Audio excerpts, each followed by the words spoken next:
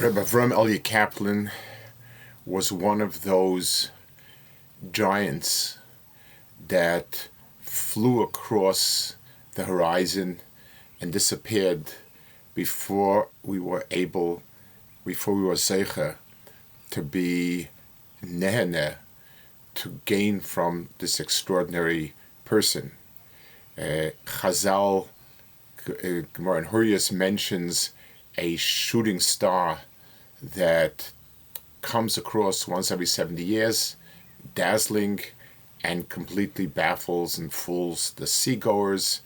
It's a rare star that flashes across, and all we can say is we can stare in amazement and in wonder and just realize that there was a person like that. We were not zoche to have anything more than just a brief glimpse. Avrohom was born in 1890 in Lita. His father was an extraordinarily chashuv Talmid Chacham who died a few months before he was born. He was named after his father. And he himself went to learn in Kelm at an early age, at about 16 or so. He then went on to Slobodka and became the really Yelet Shashuim of the Alta Slobodka. The Alta Slobodka really took to him and loved him and shaped him and turned him into a Gaver Rabbi. He, in 1920, he became the head of the Berliner Seminary. He took the place of Rabbi Aharon, who passed away, and in 1924 he was nifta suddenly. Incredible. He was 34, 35, and was nifta.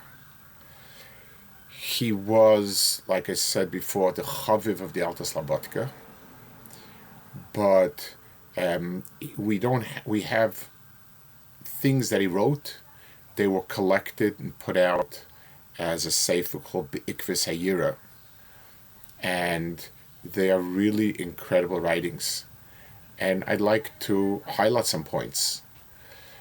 The Gemara in the end of Saita speaks about when Yosef ben Yeza and Yoshi Sreda were nifta,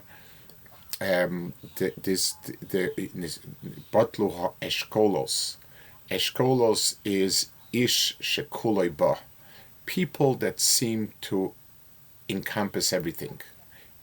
Rabbi Avrohom, from even the brief sketches that we have in this Be'ikvis Hayira, it's a few hundred pages, not very big, and it's just a compilation of all sorts of things that he printed and wrote and published over his lifetime. One is stunned, first of all, by an incredible range of things that he was oseg with. He wanted to write a new pirush on Bavli. He felt Rashi's lashon is a bit too short for many people. He started the project.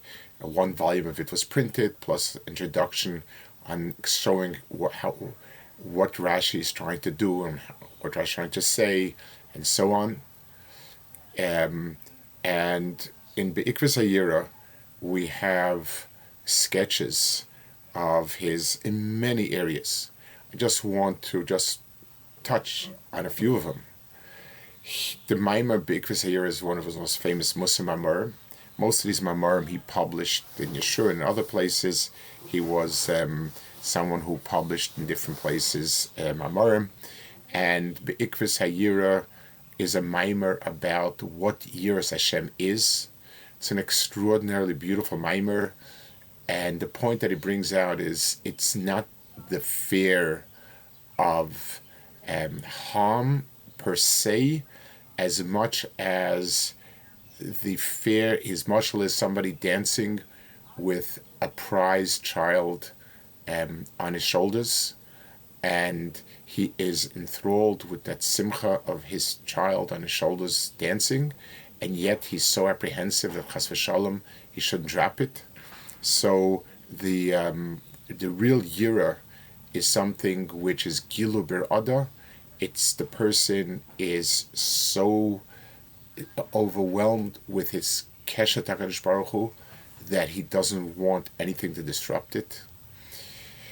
He has a mimer over here explaining lumdus and trying to put it into terms of logic. He takes an example of a sugya and he's trying to explain it to academians who are not familiar with Gemara and showing how the parsing of different points produces these different dinim. He has over here so many different things. He talks about the difference between Hasidus and Musa. He has a sort of interactions between the Marash and Rabbi Sol Salanta, and he delineates the points of each one of them. What is it that Musa wanted? What is the Hasidus wanted? And so on. He has a whole bunch of letters speaking about what the yeshiva is. He has letters that he wrote to a friend of his coming back to yeshiva, what it means to be in yeshiva for Elul. His language is incredibly poetic, with a lot of depth and so on. He writes about a lot of inyanim that are omer ala perik in his days, different shitas, ideas, philosophies, etc. He has a story.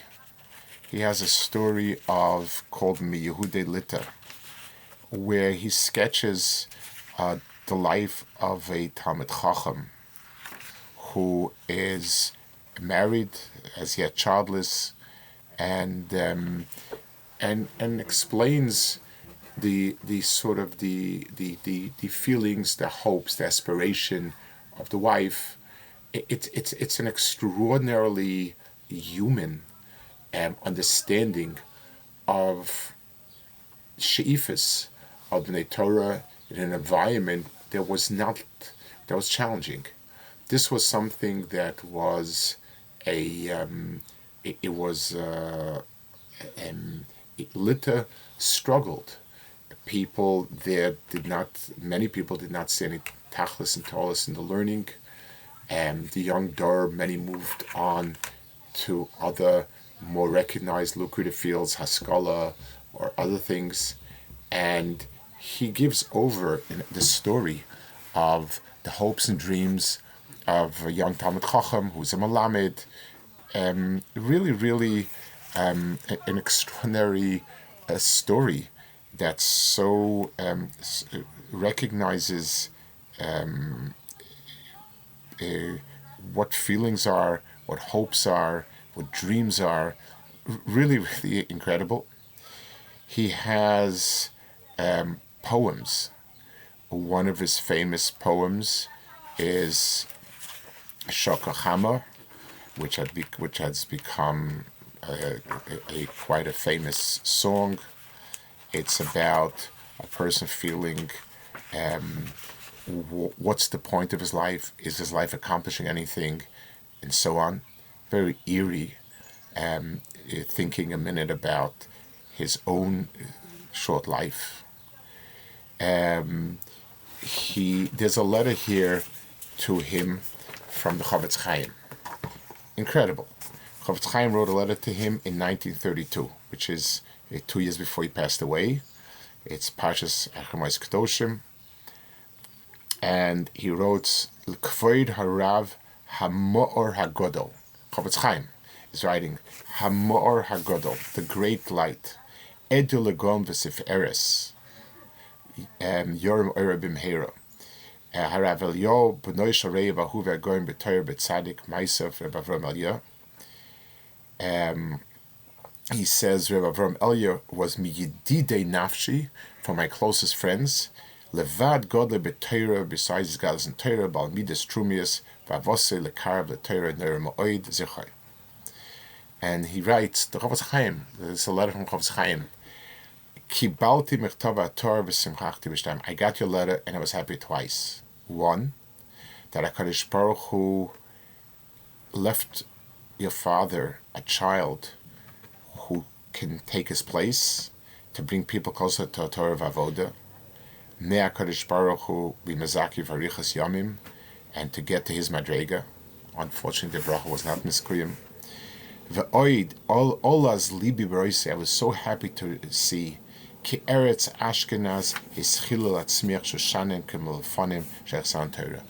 Germany has begun to sprout Torah as it was before.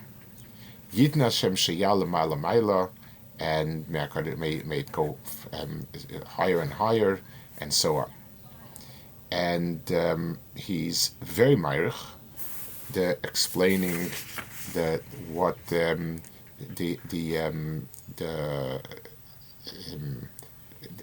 what it means neitze matoy and so on.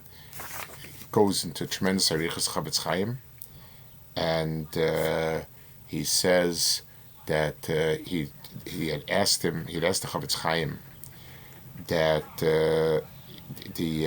he would like to ask me some of the Meistik Shailos and so on. He said I can't. I'm very, very torud with things that happen in my community. My eyes are very weak. Kadosh Baruch Hu has made me, has given me long life, but very, very weak. And I can't, he said, I haven't answered letters, but for you, I am answering. I worked very hard to answer because how much I admire you and your father. So it's a lot of Chofetz Chaim writing appreciation. The roshim that he made in these few years in Germany was really incredible. He was the first Litvish Talmud Chacham, the first Ben Yeshiva that had made his mark on made his mark in Germany, and was able to give over what Lamdas is, what understanding a sugya is, things of that nature, and yet was not any less, and probably a lot more of intellectual. His incredible knowledge and the beauty of his presentation and writings are overwhelming. He was really a possible bridge between the worlds of Lita and Germany. That's what Chofetz Chaim writes. Let's maybe just finish with a poem that he wrote in Yiddish, and haunting to think about a young person writing a poem like this. This poem was written, I assume, in the 20s. That's because just the way the other ones are dated, that same time, so I assume it's the same. Mich ruft mein Geist ahin zu. My spirit is calling me. Go there, come there, where my brothers are, and rest without peace, and are still happy, because people there know that happiness is to always be moving towards a goal, and they look a lot more to work hard than to sit back, even if it's very difficult.